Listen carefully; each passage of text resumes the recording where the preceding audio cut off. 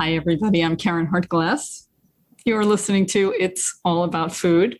This is a special time for me. I have been doing this program, It's All About Food, since 2009 on the Progressive Radio Network.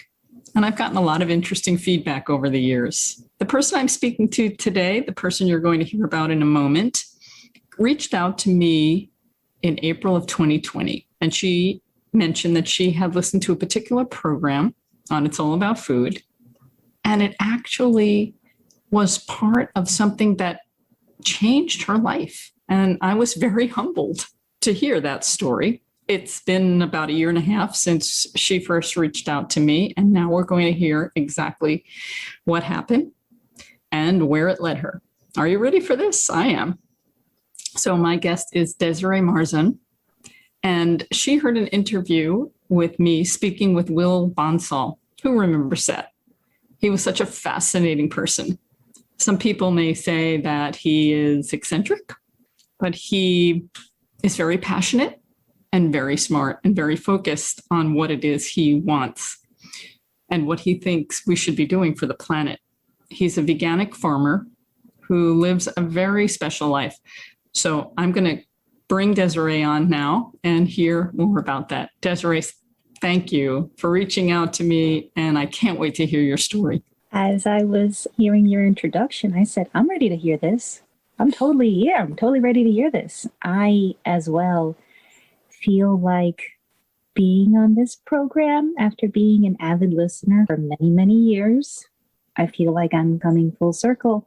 So I'm very, very gracious, very humbled myself to be here and share my story. Like Will, I'm also a storyteller, and I love hearing people's stories. And I find that stories do reveal something to us, either something about our past, something about what's happening currently, or where we might be going. So That's wonderful.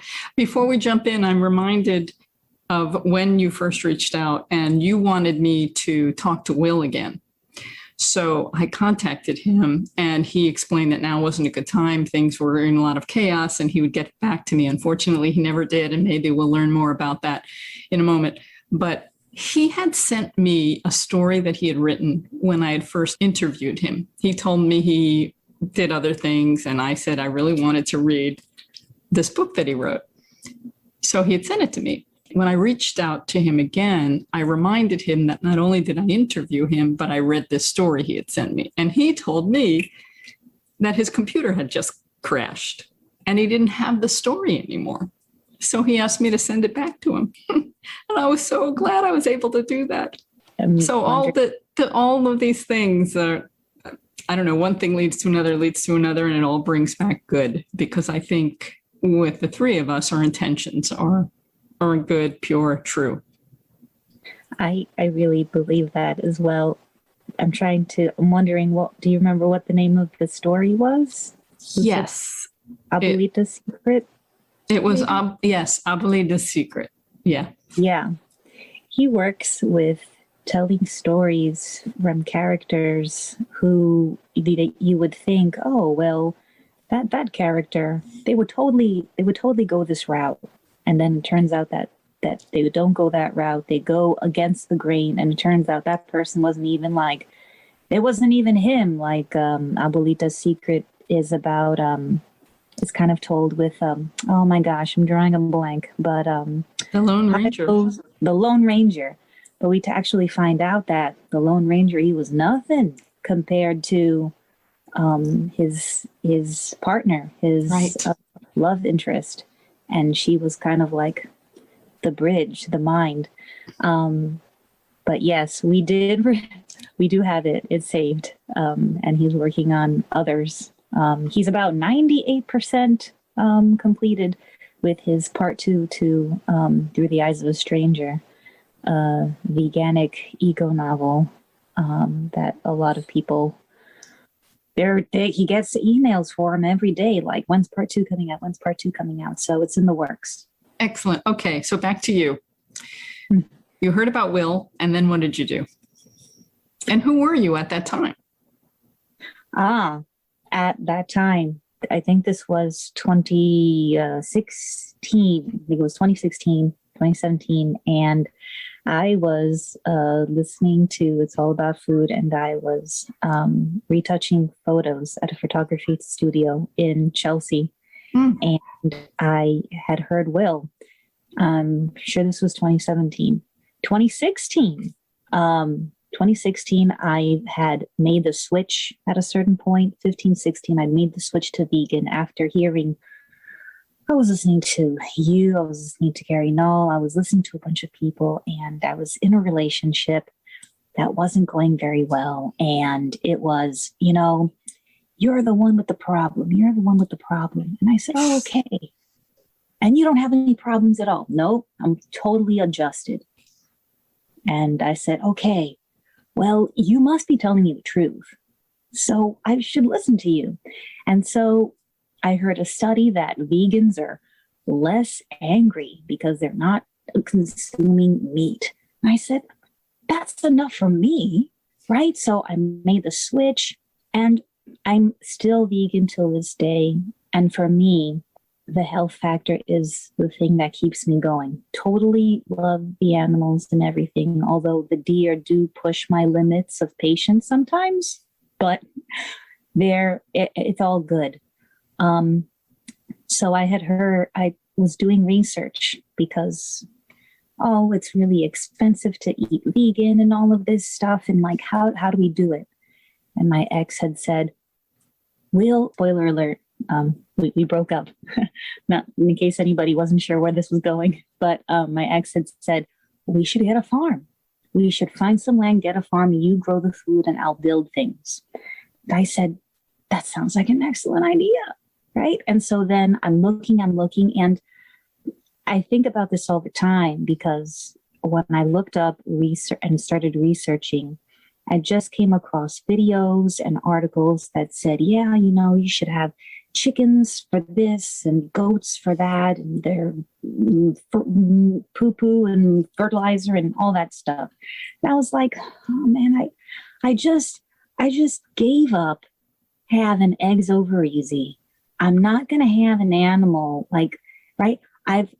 Okay, so Karen, I'm just a Puerto Rican girl from Jackson Heights, Queens. I've never done anything with chickens. I've never had to hurt anything except roaches, water bugs, and rodents. So there we go. And I said, I can't do this. You know what? Then I said this to myself. I said, why do I have to try so hard? Okay. No one in my family's ever been a farmer. If they have, they're still on the island. You know what? I'll just keep on living off the system, stay in the program. That's where I'll be. Fine. Then comes 2017, and I'm sitting down, going away, retouching, listening to positive, reinforcing information. And then I hear Will. And I'm like, okay, I like this guy. I like what he's saying. What's veganic?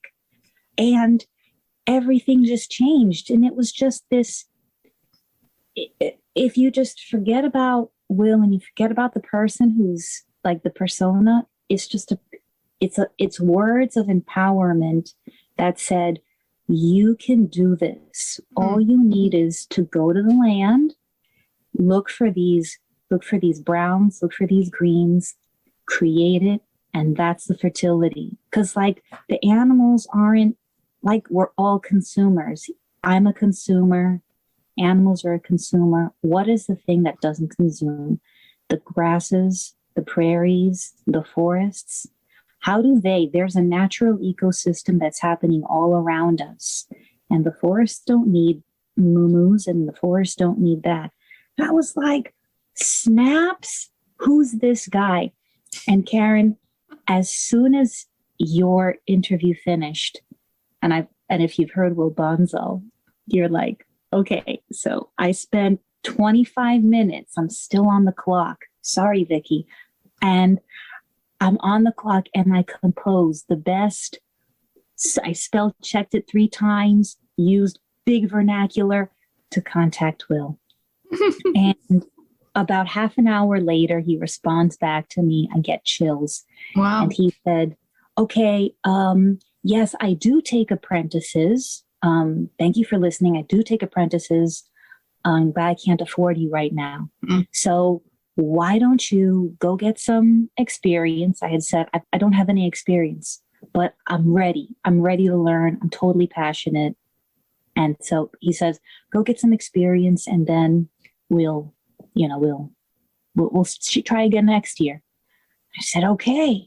So I went and I got experience. Now, if Will is my farm father, this is where I first came across my farm mother. Her name is Marissa, and she is the director of Earth Matters, and it's on Governor's Island. So she does the Compost Learning Center, and right now they're Soil Start Farm, NYC. And so I went there. I started learning about composting. I did the farm, and fast forward, it's 2018 now, and I kind of decided that maybe this relationship isn't serving me. There's a lot of other things that came about, and I'm still interested in herbs and healing. Everything just came back to healing. I think when we are looking at ourselves and we're trying to detox from the rodeo life of city or whatever's happening with us, we start making changes. And the changes is the fuel that we're putting in our body, like the food. And then what can help aid the food? Well, we've got the herbs and all of these things. I said, you know what? I think I'm done. Well, you say that all the time, Desiree. And I said, yeah. But I really think it is, right? So I had one of two options. I either had to find an apartment and roommate with someone, which I wasn't making a lot at the time, and that was just really going to be impossible. Or I had to go and relocate with my parents that are down in Florida. They moved during the recession. Or I can try my hand one more time at farming. And so I reached out to farmers at Mafka, and somehow or other, I found this one that I had settled on. And he had said he wasn't going to have any animals anymore. And I said, you wouldn't happen to be a veganic farm? And he said, no, but if that's what you're interested in, you should try Will Bonsall. And I said, I love Will Bonsall. And then we're on a Zoom call, and we spent a half an hour talking about how amazing Will Bonsall is. And he says, well, we really like you, but that guy could always use help. Wouldn't you believe it? So it's 10:30 at night, and I'm still at work, and I'm like, I'm not going to get home. I missed the train. I'm going to get home by like 11. I was living in East New York at the time. I said, I'm going to send this email out, and I'm going to just try again, whatever. By the time I get home, it's 11:45, 12:15, and Will sends me an email because he's a night owl, and he said, yes, wow, I do remember you, and I was just about to say that I can't afford an apprentice, but something told me I should go and check the envelope, and so I did, and it turns out that I saved it. I was a good boy, and I saved a bunch of money. I can't afford an apprentice, so let's talk. We just had one talk, and he liked something about me. And so then I came here. And so my journey started from 2018. So I've been an apprentice. I came back for 2 years. So I apprenticed at Khadighar. So the name of his farm is Khadighar Farm. And it's a veganic subsistence homestead where we don't use any domesticated animals at all. And it's also connected to a seed saving project called the Scatterseed Project. So he's also a very well-known seed saver. And so I came here in 2018, had a really wonderful time, learned a lot. And then I hadn't even finished 2018. I'm only here for like maybe 5 months. And 5 months into it, I said, you not happen to looking for another apprentice? Because I kind of want to come back again. And he's like, no, you're gonna come back, and you're gonna come back as a worker or whatnot. Anyway, I came back as an apprentice again. And I had a really wonderful time. It was great. I learned a lot of stuff, right? I had never operated a chainsaw. I had never mown before. I had never put up a deer fence. I got electrocuted. Like, I learned so many things, and he's like, "You're going to be so much fun. You're just like a blank slate." Very quickly, this one, just to show how I'm not, I still get scared outside at night. Like, it's really dark. I'm not a fan of forests. When I can look at the sky and there's stars, I feel overwhelmed. There's still these city aspects of myself that feel really insignificant. And one time, it was my first breakfast. And on our interview, he had mentioned about he makes apple cider. He's the best apple cider. He'll collect like 8 or 10 varieties of apples, put them all together, and then that's you have this magical thing. And so we're gonna have breakfast, and we're eating, and he says, "Oh my God, what kind of a host am I? You got to get the cider." And so here's what you don't know about me, Karen, and fellow listeners. I hate cider or apple juice. I think it's abhorrent. My younger sister loves it. And I'm like, this tastes like watery stuff. We'll just say stuff. I don't understand it. So he brings it out, and it has this color. And I said, "Okay, Desiree, just take a sip, tell him thank you, and don't have it again, and figure out some other kind of drinking thing that you can have for the rest of the 7 months that you're going to be here, 6 months." So I drink it, and I said, "Wait a minute, what is this?" And he's like, "It's apple juice, girl." And I said, "This is not apple juice. This is like heavenly nectar. I don't understand." I said, "I hate apple juice, Will." He says, "You should have told me. I wouldn't." And I said, "No, this is great." And he's like, "Oh, you poor girl. You've probably only had Macintosh apples all your life." And I said, "There's other apples?" Right? Like, I didn't know, like, oh, there's other apples. And he's like, "Oh man, we're going to have so much fun. You're going to learn so much stuff. And I'm going to have a ball like teaching you." Wow. So he's really, really giving. Context. So when you come here, things have been changing. But when I came here in 2018 and 2019, there's a main house where his family stays, and then the apprentice either stays at a bunkhouse, which is tipping over. And so that's where I stayed. And I stayed there from April till the first, that year I was really gutsy, and I stayed up until October, the first week of October, and it started getting really cold. So 6 months. So I was here for about 6, almost 7 months. And then I did the same thing in 2019. So you'll come and go, and you'll come and go. Right now, this year, however, I've come back 2021. There wasn't anybody here for 2020. Will did what he can, subsistence wise, by himself. And so 2021, I came here in March. So I didn't really experience the Maine winter yet. I just experienced a lot of cold. And I'm here until October, November. And so we'll be seeing what happens. And then I'm going to try and see if I can go away for a little bit and hunker down and try and find some more work that can pay me a little bit more, and possibly return. I had an epiphany that came to me. We could talk more about that if you'd like. Sure. What a great story.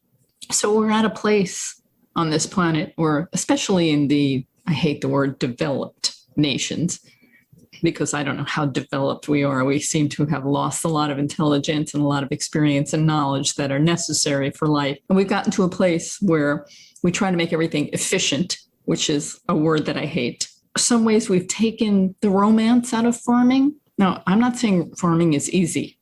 it's not, because you have to deal with nature, and nature isn't always friendly or forgiving, but farming has provided food for people. And we started out with small family farms, and I don't know, I haven't lived on a farm, and I didn't live on this planet hundreds, thousands of years ago, so I don't know exactly what happened.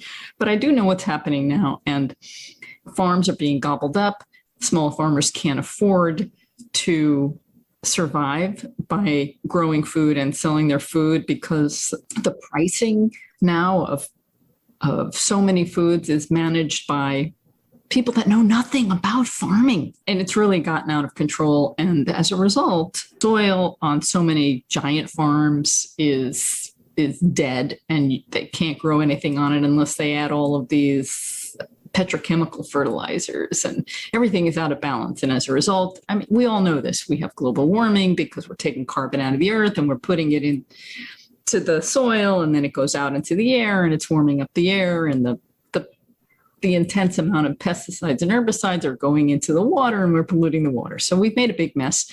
And plus, most of the stuff that people are growing on these giant farms is food to feed animals, to feed people. So we're getting all these chronic diseases. One thing leads to a disastrous other. And we need people like you, young people, to get interested in farming and bring us back. And maybe not bring us back the same way, kind of marry some of the good things we've gotten from technology, but do things on a smaller level with more diverse foods. And the seed saving that Will is doing is so important, because agribusiness is getting us away from so many different foods and varieties of different things, because it's easier, more efficient, I'm putting up air quotes here, to grow the same thing rather than a variety of things. And we're losing a lot. We're losing a lot of diversity. And as a result, things are out of balance. We have insects that we call pests. They're not really pests, but when they're eating too much of your crop, they appear to be a pest. But when they're in balance, they can work with you. It's a really complicated mess. So Will has this knowledge that he needs to share with people, and society works against him because it's really hard to survive doing what he's doing in the world the way it is today. You were learning farming in an urban environment to begin with, which it's amazing what we can grow in a city. Okay, so you touched on all kinds of interesting things. Now, Will has experienced some difficulty. We went through COVID and he didn't have anybody helping him. He's getting older. He really needs someone to pass the baton to, pass the pitchfork to. What's happening? Yeah.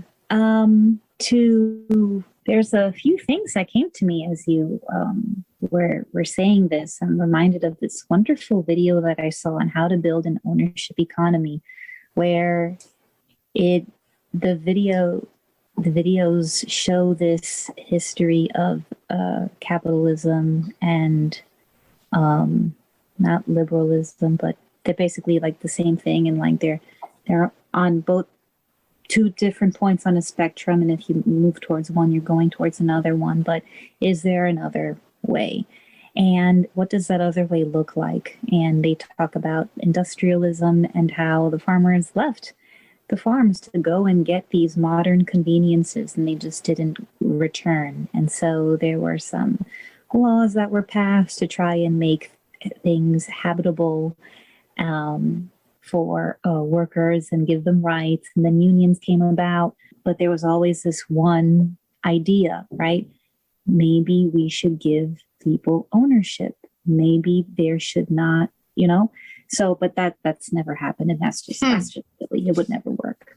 So you mentioned Will and how he's here and he's trying to exist in a world where it makes it difficult. And in a few ways that I wish it does exist in the city, he's able to do a lot of things in Maine. Maine is kind of like still a frontier where you can get lost somewhere in here and you can do something before they finally figure out what you're doing. You've made a good living, right? Could be years if they find out what you've been doing. So he's very lucky in that way. Gardening and farming in urban environments, though, however, I think the need is really, I don't know, I don't want to say the need is really in the cities, but there is something to be said about densely populated area where people are confined to spaces that cultivate a certain kind of mental health, emotional health, and physical health. And when we have these things together, they till at the very basis of our spirits, our minds, and it can lead us to places. And I was there. Thankfully, I had outlets like Progressive Radio Network, like It's All About Food, so that I'm hearing something every day, every morning. I was listening to something that was like, man, you know what? I think I'm going to go down that route. You know what? Not today. I heard a good piece. I'll just keep on going. So these reminders take the form of radio shows, of broadcasters, of friends, family, whatnot. And especially now during these times that we're in, I think it's even more important. So to kind of bring that back to Will and what that's looking like now, Will is he's a dreamer. He's a dreamer. And anyone who comes here, you're gonna get sucked. And I've seen it happen. I've seen it happen with people come here and they're like, yeah, you know, and he'll talk about, he might have mentioned Eve those years ago on your program, and Will has a vision. And I know that it can happen. When will it happen is the question. And does he have the patience to sit and walk it through? And so often I find that I feel blessed sometimes to get to see him in moments where he's like, man, you know, it's not going to happen. It's not going to happen. So I can be there to say, you know, I think it will. And I can be that support system. Will would really love it if he can bring back. So Will is trying to be here for his community. And in his way, he wants to be here in his community and support through food, healthy food that doesn't harm the planet environmentally. We're not using gas here. We try not to use gas here, but as time has shown me and shows all of us, you know, all good things come to an end, right? We only have a finite amount of time here. So Will is Will is here by himself. He's doing everything by himself. So he is now, he's 72 years young, and he does have to use rooms, as he calls it. If there's more people here, he doesn't have to do that. So if I'm out there in the field with him, we're just sitting down, getting on our hands and knees, weeding and stuff, and planting and doing all of these things. We've been very blessed this year. We had 2 apprentices. One apprentice came. He was here with us for 2 weeks, and then he had to leave for personal reasons. But what a lasting impression he made, right? And we talk about farming and how it's not forgiving, right? And so I'm here I'm Will's. I'm like the farm manager-ish along with him. I'm his secretary, his second brain, his public relations person. I do a whole bunch of different things. And I remember saying, well, Will, you know, I think we're biting off a lot we can chew this year.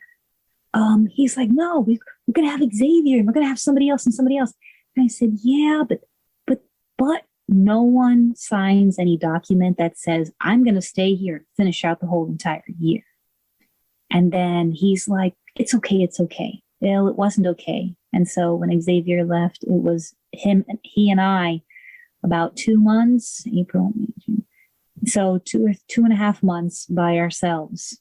We really got behind. And this was Desirèe pulling hundreds of hours of work week.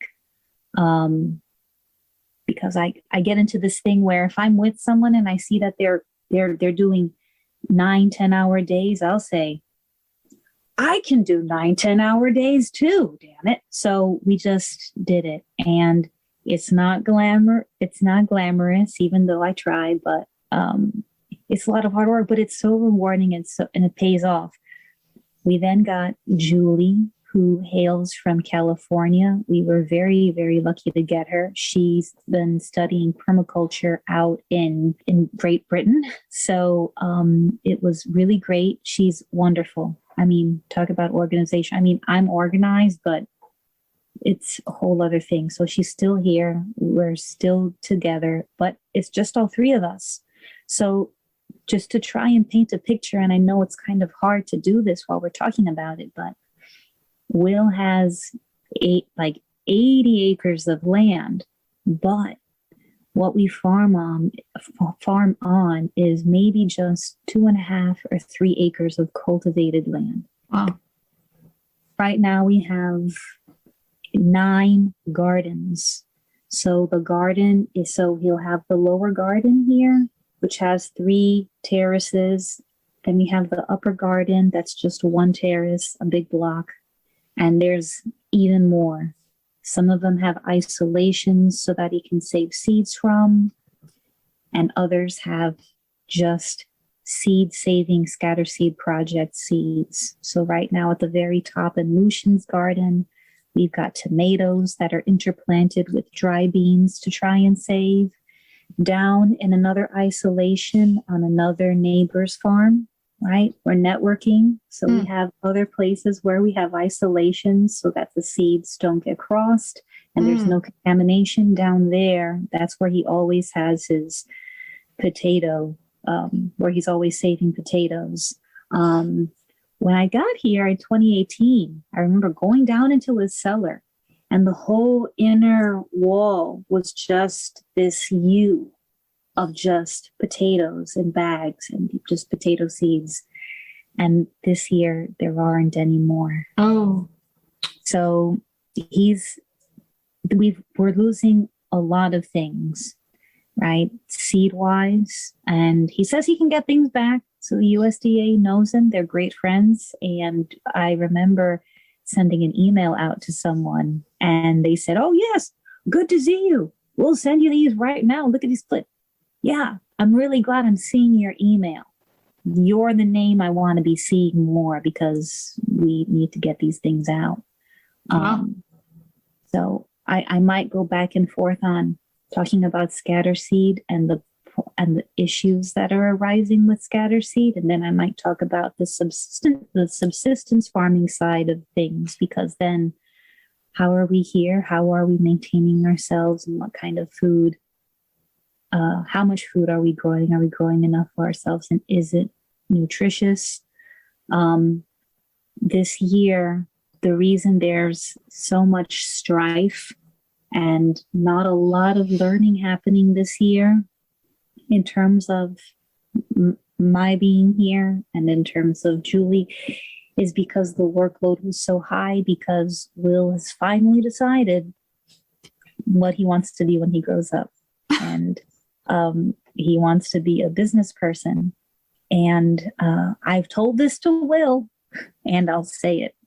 He's a horrible business person, very bad. But his vision and his ideas are really great, right? I think you should let somebody else be the business person. It turns out I'm not trying to be a business person, and it seems I'm a very good business person. He'll say, wow, that's a great idea. I didn't. Maybe that's why I'm here. Well, maybe you're paying. Well, he's not really paying me, but you're not paying me to be here to do that. So, yeah. And we've gone commercial, or he's tried to go commercial. And I just think, and I said this before, I said, this is a really great idea, Will. Like I wouldn't still be here if I didn't believe that something great can come from this, but we don't have enough hands. So farming, and I'm thinking about legacy. What does legacy look like? In the beginning of all of this, Will said, I'm going to, you're going to be the farm manager, right? That's kind of gone over to the deep end now because there's so much food that's coming. Right now, there is food coming on, like as we speak, and there's just not enough hands and not enough hours in the day. But Will has had many ideas, many visions, and the biggest vision of all has been that he's always wanted a community of people here. I came here, Julie is here, and I really want to hope that there can be others that can come here. But what does that look like? What does it sound like? And can we step outside of ourselves? Can we not be in front of ourselves and not cut us down at the knees and recognize people are coming here for growth? But how can we support them? If we cannot support them financially, in what other ways can we support them? If it has to be financially, what can we do to be bringing that in? And my ideas that Julie has mentioned, and another wonderful friend of the farm, dropping her name right now, Dashini. She's absolutely amazing. Absolutely amazing. She's working on a vegan activism book that touches on environmentalism. She's just great. I'm plugging her. I love you, Dashni. The book is happening. So we all kind of sat together and we were like, where can this go? We feel like, and Will has agreed, he sees it. He sees the potential in it. We think this farm right now needs to go back to the book. The book is everything. This farm needs to be a living example of what that book is. So we need to go back to permaculture crops. We need to go back to, okay, in the book, Will talks about, yes, we're not going to be selling vegetables. We're going to be doing things for us. But how do we get into the market? We get to the market with niche crops. There's a wonderful community. They're a subsistence community. And what do? How do they make money? They're a seed company. There's other people who they sell kiwis and they have nursery stocks. They have hazelnuts. People love that stuff. I've spent close to $50 for hazelnut butter. Sure. I love that stuff. Put it on everything. So there are ways. And now we're also saying, Will, no offense. Nobody cares about what your carrots taste like because you've never grown carrots for anyone. But people want you to talk about carrots, propagation, weeding, rutabaga sex. They want to hear all of that information because he says it in the way that he can only say it. I mean, others can say it, but he's very, very entertaining. But he brings farming and gardening to a level of we're all people. And this is not some educational thing where, oh, I'm a higher status, higher mental functioning person, and only I can be able to tell you this stuff. No. He's like, you're a normal person. I'm a human being. This is how we do it. And this is what can be done. And so when I hear him talk about this stuff, this has led me to, well, what does Desiree want to do? Because I'm here and I'm soaking up all of this information, hoping to give it back to this place in work, sweat equity, in which way I can. But I'm also trying to keep in mind that there is a place that I hold very dear, like the way Will holds it Maine very dear. I'm reminded of this email from a man in Brooklyn, and he came across our website and he saw that we were offering a CSA of veganic produce. And he said, we want it. And then I said, Will, this is great. I selfishly thought this might be my first opportunity to actually give something that I've been a part of back to New York. And he's like, who cares about New York? Maine is the center of the universe. I'm like, and I get where he's coming from, but wouldn't it be wonderful?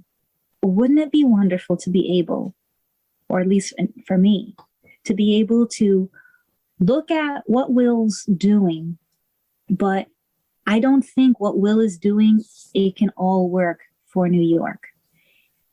It's too much of a dense population, not enough leaves, where like, I think there's a way that in a shifted kind of way, we can bring this information to places like New York, to places where people aren't getting enough good, nutritious food to help them start making shifts in the paradigms of their reality. So that's kind of like, that's where my thinking is. I've already been connecting with people who really like my energy, that really are caring about the things that I'm talking about.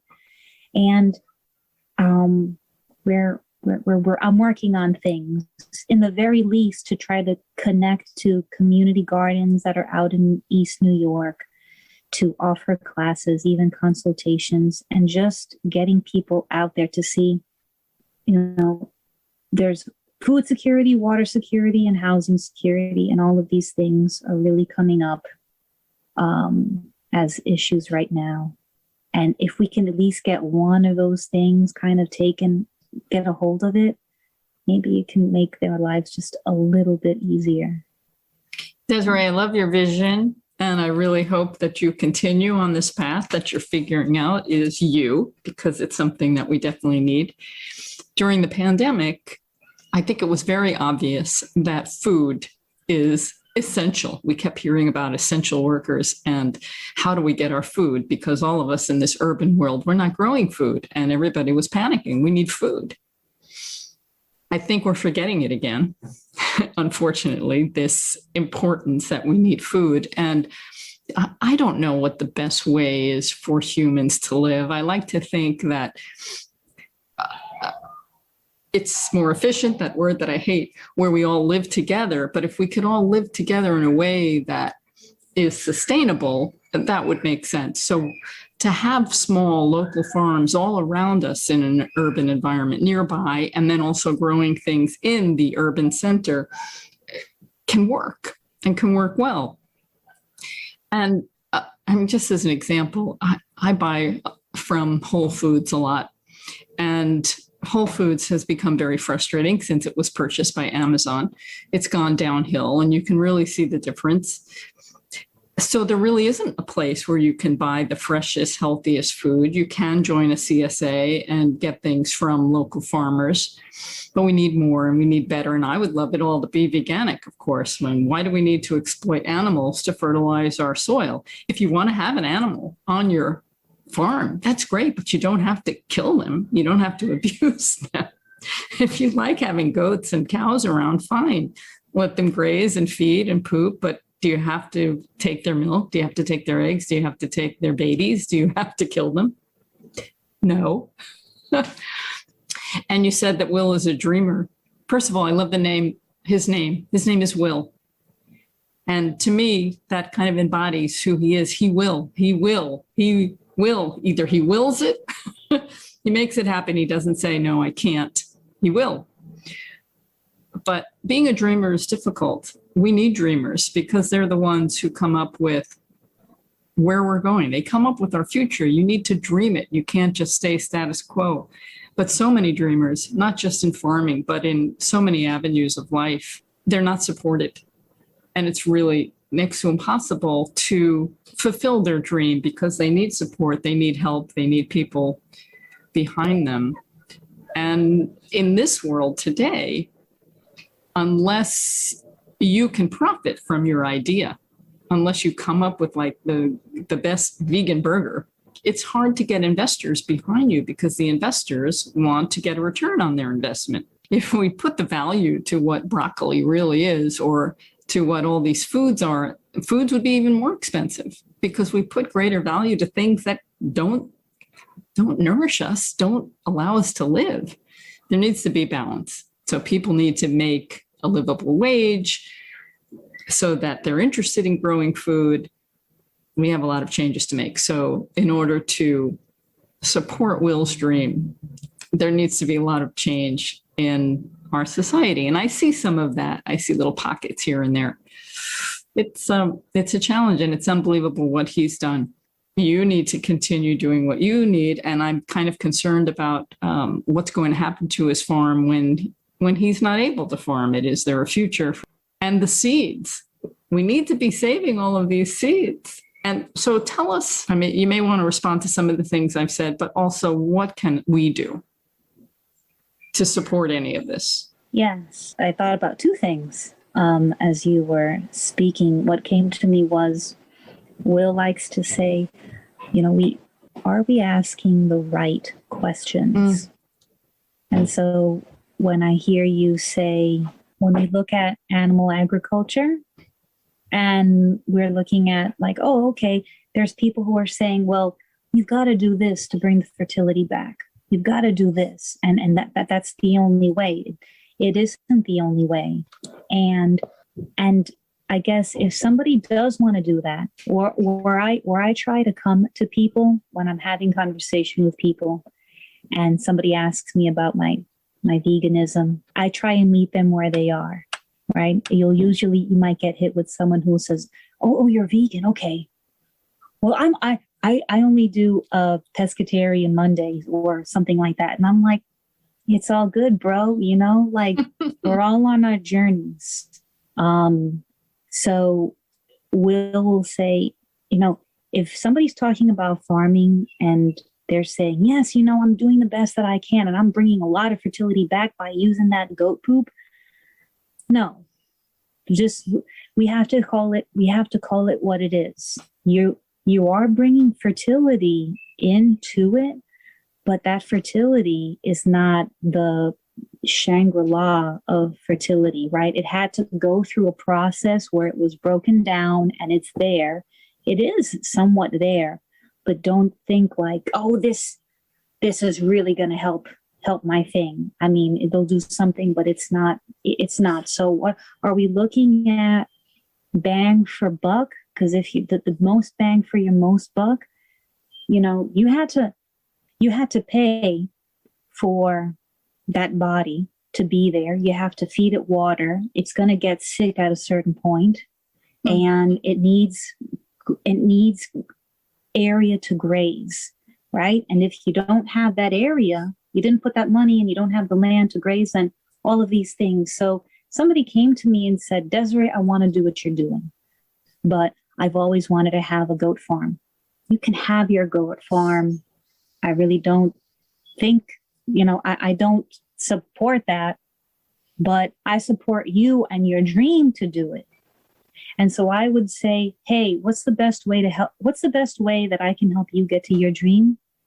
Just think small, save money, do vegetables, put your efforts into that, and then buy some more acreage and then grow it. Because it's very easy. You're going to be out, you're going to be farming. It's really tough. Nature's hard to forget, is not forgiving. We have to be kind to ourselves, because if you're going to go down this journey, you could be doing this for years, and then we don't want you to burn. We want people to be out here, to be doing this work. We don't want you to burn out. How can we be kind to ourselves? Start small, invest little. Money is very tight.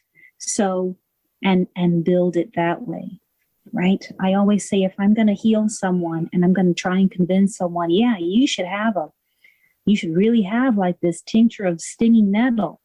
What am I going to use? 100% grain alcohol, and that stuff is horrible and gross? No, I'm going to use some nice vodka with a little bit of glycerin, make it nice and sweet. And then you're like, oh, because if that person's like, this plant is going to help aid my inflammation in my joints, yes, but I hear the sarcasm in your voice and you don't believe it. Try it. Okay, I'll try it because it tastes good. We want this to taste good. Second thing I thought of was crops. There are certain crops that take a lot of fertility.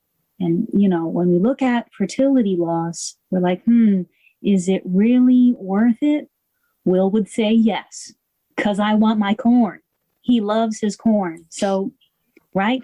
But then how do we offset these things? By going into the forest and bringing in that fertility, because that tree is going down into layers of earth that our grasses can't go into. Even the most ridiculous of weeds, even witchgrass that can go down feet deep, isn't going to pump the nutrients that tree is going to give. And where does it come out? It comes out in the leaves. And what do we do with those leaves? We put it in our compost, we put it out on the soil, and it gets returned back into it, right? So this is a way to bring power back into ourselves without the use of these animals that go through so much, right? There's a cost to everything. So I'm trying to offset my costs financially, compassionately, as a person. You then went into asking about legacy and what does that look like? And what can be done and how can people help? Will says this, has this saying, if you want Maine well, like if you want Maine to be well, keep it green, send money. If you want Maine green, send money. And that's not always, I set up, I'm actually forgetting all the great things I've done for Will. He has a Facebook page. It's Scatterseed Project. You could search Will Bonsall or Scatterseed Project on Facebook. He has an Instagram account. And he has a Twitter account, and he does have a Patreon, and his Patreon does have supporters, and I've said this over and over, and I continue to say it to people when I can't get to them on his email, but I always am apologizing because there's so many things that get ahead of us, and it really takes a team. Just for Will Bonsall, he should be outside with 2 or 3 people, and then he should have a team of people in the house. There's so many jobs I can name, and I wish that there would be a way to be able to support people who would do it. But we have had people who have come just this year alone. In fact, if you wanted to apprentice with Will, I created the application that you fill out to come here, and then we do a Zoom meeting. So we've had 3 apprentice applications, and we're speaking to apprentices. We've had 2 people who came. They emailed us, they filled out an application, but we said we don't want to apprentice. We actually want to be a part of the community.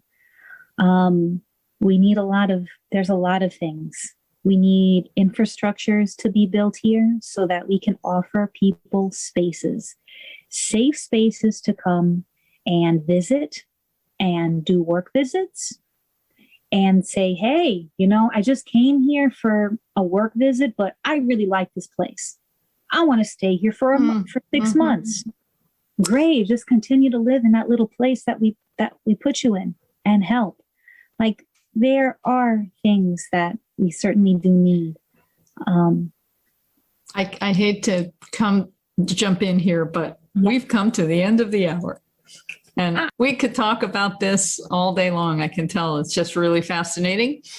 And I'm really glad that you were able to share everything that you did. And I will add some links to this post for people who might want to know more about everything that you've mentioned so far. I'm glad that Will is on the planet doing what he's doing. And I'm so glad that you found him and he found you, and you're in some ways continuing the legacy or adding to it or building on it. It's also necessary. And I'm so glad you reached out. I really hope I can get to Maine one day and see the farm and meet everybody. You've got a place here. That's really You're lovely. always welcome. Yeah, I've had some ideas as we've been talking, so maybe we can continue our conversation offline by email. I'm sending you a hug, and I'm giving Will a hug too. Please let him know that I'm behind him. And I wish you all the best. So thank you for sharing this story and Will's dream and what's happening. All the best. Thank you so much, Karen. So grateful. Okay. Keep at it. Go, Desiree. Okay. All right. Thank you. That was Desirèe Marzan. It was a joy for me to speak with her and learn about her journey that started right here, listening to It's All About Food. Do you have a story to share? Has this program enhanced your life in any way? Please let us know at info@realmeals.org. Before I let you go, I want you to know about a new online course, the Healthy Heart Masterclass with Dr. Mimi Guarneri. You can probably guess that she is going to teach about the importance of a whole food plant diet, but she brings a lot more heart to her practice. She talks about the importance of many other factors that affect the heart, emotions, and stress, and offers holistic solutions that are backed by the leading edge of medical research. Visit responsibleeatingandliving.com to find out more and to register for your free spot. In the meantime, everybody, have a delicious week.